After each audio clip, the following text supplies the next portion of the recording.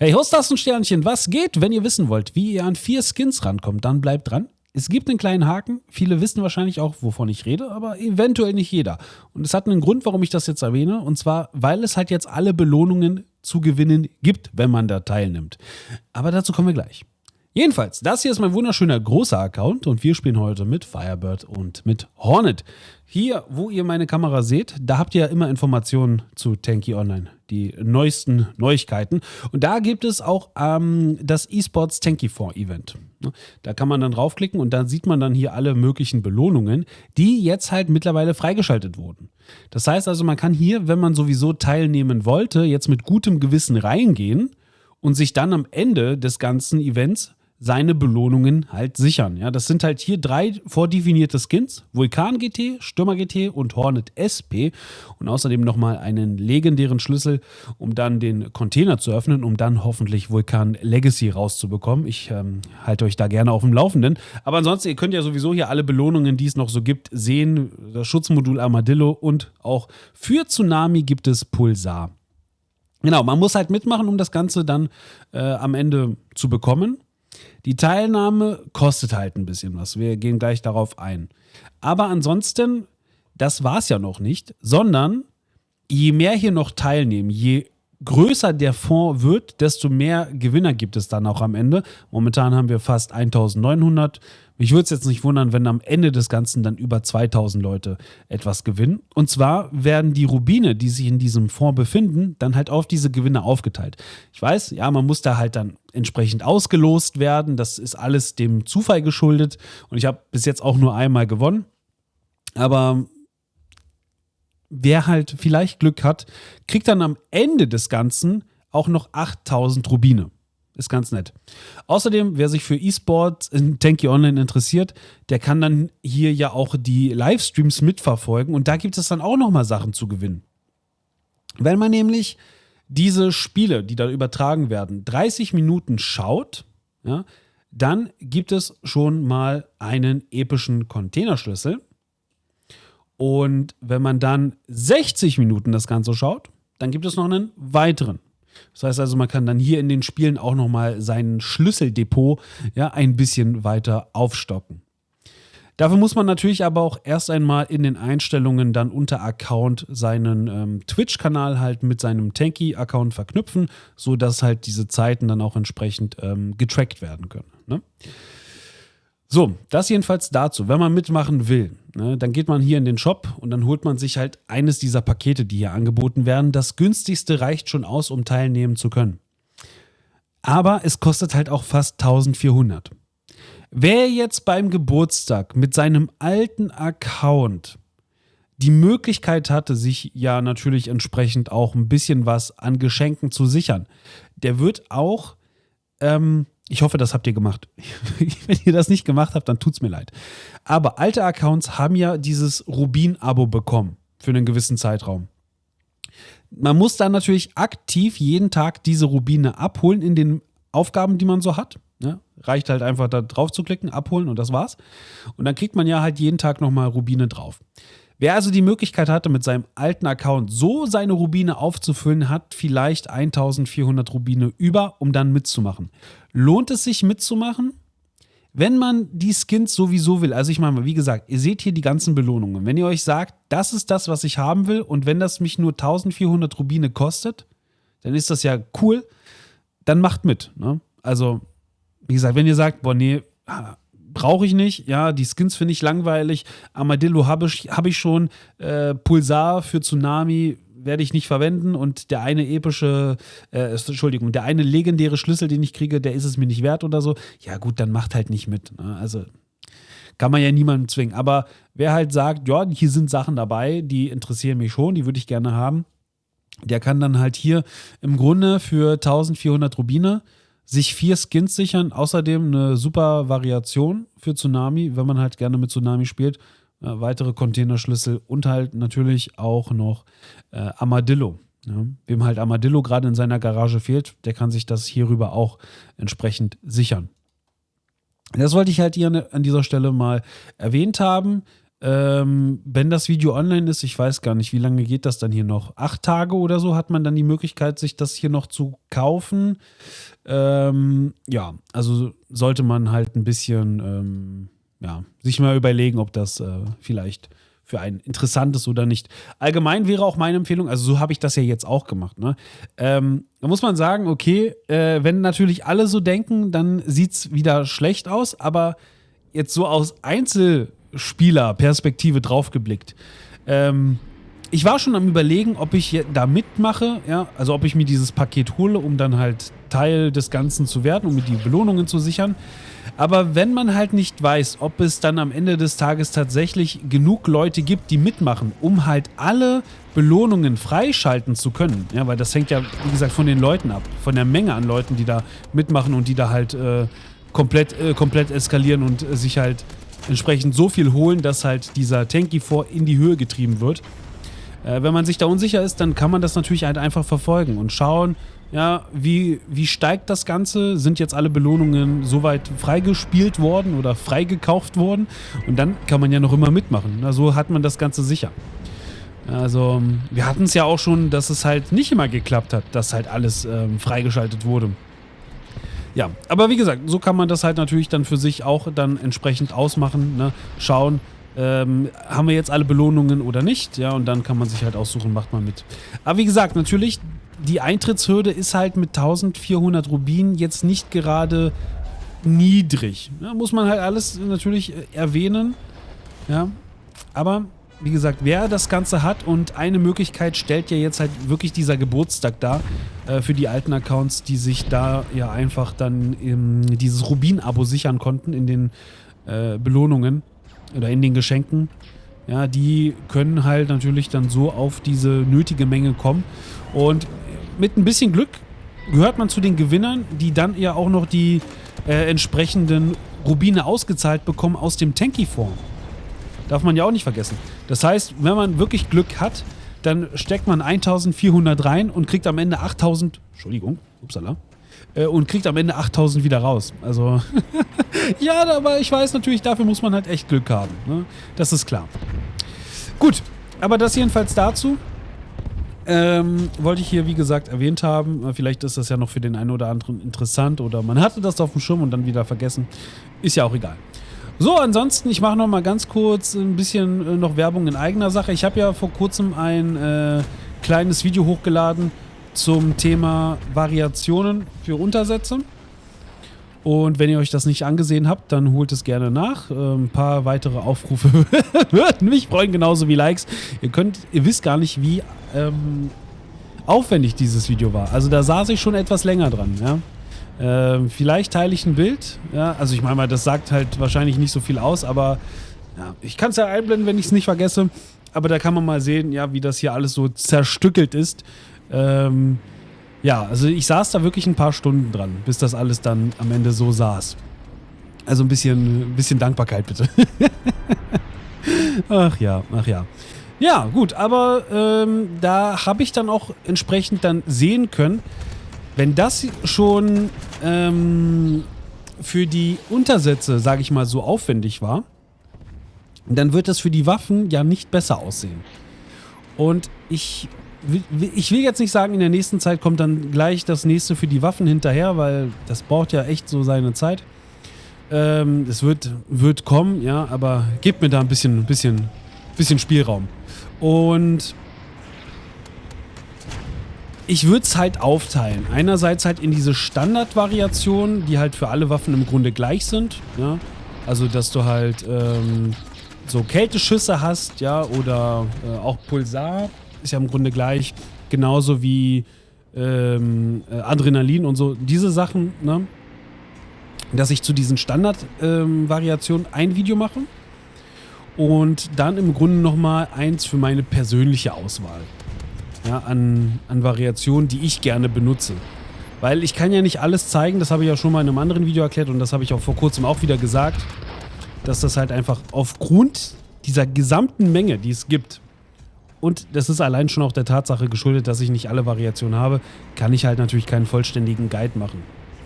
Aber ich kann halt, wie gesagt, die Standardsachen zeigen, weil die besitze ich ja. Und ansonsten halt meine persönliche Auswahl, die kann ich ja auch zeigen. Ne? Genau, deswegen gibt es dann halt 2 Videos. Einmal halt die grundlegende Funktionsweise und dann einmal meine Favoriten. Junge, Junge, Junge. Sprechen ist schwer. So. Genau, das wird dann alles irgendwann kommen, wenn es dann fertig ist, wenn ich damit anfange. Aber ja, ich habe gesehen, dass für die Untersätze hat halt einfach schon, ich weiß nicht, wie lange saß ich dran, 4 Stunden oder so. Mag jetzt nicht so viel erscheinen, eventuell, aber die muss man sich halt erstmal auch irgendwo holen, ja, die 4 Stunden. Man muss halt auch Lust haben und deswegen ist das halt alles nicht so, dass ich das halt, sag ich mal, schön am Fließband machen könnte. Ne? Dass das hier einfach jeden Tag rausgehauen wird. Geht halt nicht. So. Gut, was meint ihr? Gewinnen wir? Verlieren wir? Sieht ja momentan gar nicht mal so schlecht aus. Ja, könnte natürlich. Internet, so soll es sein. Herrlich, herrlich, herrlich. Ich muss, achso, ich dachte, mich hat sie schon komplett zerlegt. Nee, hat's nicht. Na gut. Das ist ja schön. Ich habe die ganze Zeit gewartet, dass ich irgendwie wieder neu spawne, aber da konnte ich noch lange drauf warten. Ja, ich war gerade so beschäftigt damit zu reden, dass ich das einfach völlig ausgeblendet habe. Ich muss noch einen Gegner vernichten mit einer Granate und es ist halt immer so. Na, wenn du eine Aufgabe hast, also so geht es halt mir gefühlt immer, wenn man eine Aufgabe hat, wo man exakt das machen muss, dann funktioniert es nicht. Und dann, wenn du halt diese Aufgabe nicht hast, dann schmeißt du halt irgendwo eine Granate hin und dann zack, 3 auf einmal zum Beispiel. Ne? Ist immer wieder das Gleiche, aber das nervt. Und es gab ja auch mal so Eventaufgaben, wo du halt 1, 2, 3, 4, 5 dann zerstören musstest. Und boah, das hat gedauert, ey. Das hat gedauert. Ja, natürlich, der ist jetzt auch weg. Der ist auch kaputt. Schade, schade, schade. Oh, wenn ich den Punkt hier wenigstens neutralisieren kann. Das wäre gut. Ja, gut. Neutralisiert. Sehr, sehr schön. Das sieht aber, ja...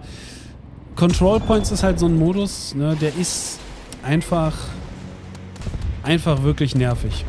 Du kannst die ganze Zeit führen und in der letzten Minute haut dir der Gegner alle Punkte wieder weg. Und dann hast du verloren. Ist ganz, ganz schrecklich. Aber gut, strengen wir uns an, fahren wir mal wieder einfach mal zu der gegnerischen Basis. Gucken wir mal, vielleicht können wir da den einen oder anderen verbrennen lassen. Und vielleicht ja sogar einen Punkt einnehmen. Guck mal, der scheint doch da hinten, der scheint doch gut zu sein, oder? Ja, sehr schön. Herrlich. Stand da einfach AFK rum. Jetzt habe ich meine Aufgabe erledigt. Wunderbar. Sehr, sehr toll. Solange wir 2 Punkte haben, sollte das ja alles kein Problem sein. Aber diesen Punkt in der Mitte zu halten, das ist halt echt nicht einfach. Vor allem nicht, wenn jedes Mal hier die Gegner ankommen. Ach so, da steht ja noch einer. Ja, super. Perfekt. Ach, liebe Freunde, das wird nichts. Ach so, wir sind auch noch in Unterzahl. Natürlich, das muss auch so sein. Ach, herrlich. Ich habe gestern ein bisschen gespielt, 3-mal hintereinander gewonnen, hätte ich auch nicht gedacht. Also, da war ich selber sehr erstaunt. Habe ich mich kurz gefragt, ob das ein Traum ist oder nicht. Aber ich glaube, jetzt kassiere ich die Rechnung dafür. Ja, jetzt gibt es erstmal wieder 30 Niederlagen hintereinander. Und dann können wir vielleicht mal wieder von einem Unentschieden sprechen. Ach, Mann, Mann, Mann, Mann, Mann. So. Okay, hier steht keiner. Also ich meine mal, wenn du halt natürlich den gegnerischen Punkt in der Basis dir klauen kannst, das ist natürlich super. Das ist natürlich richtig gut. Wenn man das hinbekommt. Oh, sehr schön. Ich meine mal, klar, die können den natürlich ganz schnell wieder zurückerobern, aber das ist halt im Grunde so ein sicherer Punkt, den die Gegner eigentlich immer haben. Ja, weil du musst halt ja erstmal jemanden haben, der halt in deine Basis reingeht und den erobert. Aber wenn du den halt dann wenigstens für ein paar Sekunden hast, ne, dann ist das ja nicht schlecht. Dann kriegen die Gegner wenigstens dafür keine Punkte. Alles nicht so schlecht. Ne? Alles nicht so schlecht. So. Schade. Aber in Unterzahl zu spielen ist halt auch nicht gut in diesem Modus. Diese eine Person, die fehlt, vor allem die Gegner sind ja auch echt nicht schlecht. Ja? Und wenn dir da eine Person halt fehlt, das merkt man. Das merkt man. Ich merke auch, wie ich verbrenne. Hilfe. Ja, schade. Schade, schade, schade. Aber ich bin gar nicht so schlecht. Es gibt Leute, die sind schlechter dran. Und ein paar Punkte mache ich ja. Das verstehe ich nicht. Was soll das? Also, was? Nee, das war nicht der hier. Aber warum steht denn der da einfach hinten rum? Mach doch hier irgendetwas fürs Team. Was bringt es da hinten rumzustehen? Und wer hat da Minen hingelegt? Das verstehe ich noch weniger. Was genau verteidigst du da? Du siehst schon, wo die Punkte sind, oder? Ich dachte, die Leute verstehen nicht, wie Belagerung funktioniert. Aber die Leute verstehen auch nicht, wie Control Points funktioniert. Das ist wirklich erstaunlich. Man muss sich nochmal vor Augen halten. Diese Leute haben 1 Million Punkte und mehr erspielt. Wir haben über 1 Million Punkte. 1,6 Millionen. Wenn ich jetzt nicht komplett falsch liege. Na, oder? 1,6 Millionen und du bist Legende. Und du weißt nicht, wie Control Points funktioniert? Wirklich? Unglaublich. Unglaublich. Vielleicht habe ich ja auch Unrecht, ja, und der wollte sich da hinten einfach nur verstecken oder so. Und gerade auf seine Heilung warten, kann ja auch sein. Ich weiß es nicht. Ja, aber wenn ich sowas sehe. Aber egal, irgendjemand wird ja da hinten die Minen hingelegt haben. Das ist ja schon ein Verbrechen. Ja, das ist schon ein Verbrechen. Also das kannst du nicht anders sagen. Das ist ein Verbrechen.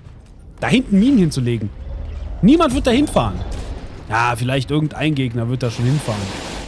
Aber was soll das? Ja, was soll das? Was soll das?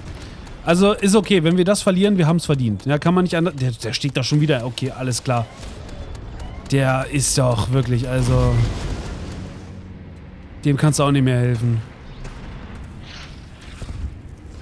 Was genau denkst du, bringt das? Bitte antworte. Bitte antworte. Was genau bringt das? Herzlichen Glückwunsch. Du hast 9 Gegner eliminiert. Wow, toll. Aber was hast du fürs Team getan? Hast du irgendwie hier geholfen, den Punkt A zu erobern? Vielleicht den Punkt B zu erobern? Nein, nur den eigenen Punkt in der eigenen Hälfte zu halten. Ja, das hast du geschafft. Na super. Toll. Brauchen wir solche Leute? Ich meine, da reicht es, wenn du respawnst und wenn der Punkt erobert wurde, ja, dann holst du dir den zurück. Dann bleibst du halt gut stehen und holst dir den Punkt zurück. Wir brauchen da niemanden, der aktiv da hinten rumsteht. Das regt mich richtig auf. Das regt mich einfach auf. Boah. Meine Güte.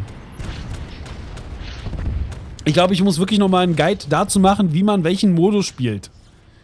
Alter. Das könnte ich auch machen. Ja, das könnte ich wirklich machen. Vielleicht hilft das ja dem einen oder anderen. Würde mich nicht wundern, wenn jemand sagt, oh, ach so, jetzt weiß ich, wie Angriff funktioniert.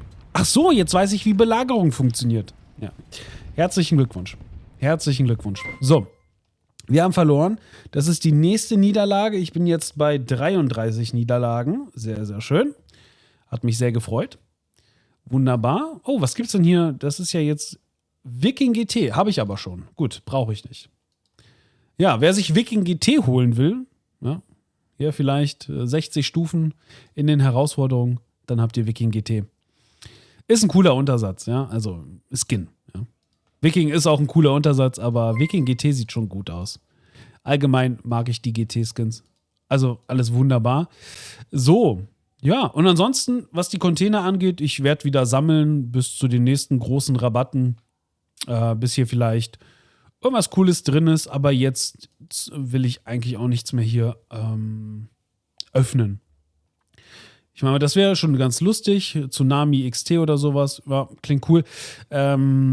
Aber ja, brauche ich jetzt halt nicht unbedingt. Ich würde dann wirklich lieber hier wieder hunderte Container ansparen und es dann halt, ja, weiß ich nicht, zu Weihnachten oder so wieder versuchen. Gucken wir mal. Gut, das soll es aber erst einmal für heute gewesen sein. Ich hoffe, es war einigermaßen spaßig und auch hilfreich. Ja, wie gesagt, also hier bei dem E-Sports-Event, wer da mitmachen will, sollte sich das noch überlegen. und kann sich dann hier entsprechend diese ganzen Belohnungen sichern. Ja? Also Tsunami, Pulsar würde ich gerne ausprobieren. Und ansonsten, ich mache mal 30 epische Schlüssel. Ja, das ist schon mal nicht schlecht. Und ja, mal gucken, was sich dann halt in dem legendären so befindet. Welcher tolle Skin sich dahinter verbirgt. Vielleicht ist es ja endlich nach all der Zeit, vielleicht ist es da mal, wo ist denn mein Lieblingsskin? Wo ist denn der? Hier. Vielleicht ist es dann endlich mal Vulkan Legacy. So, das soll es aber für heute gewesen sein. Ich hoffe, es hat euch gefallen. Macht es gut oder auch besser. Rinje hauen, ist ja klar.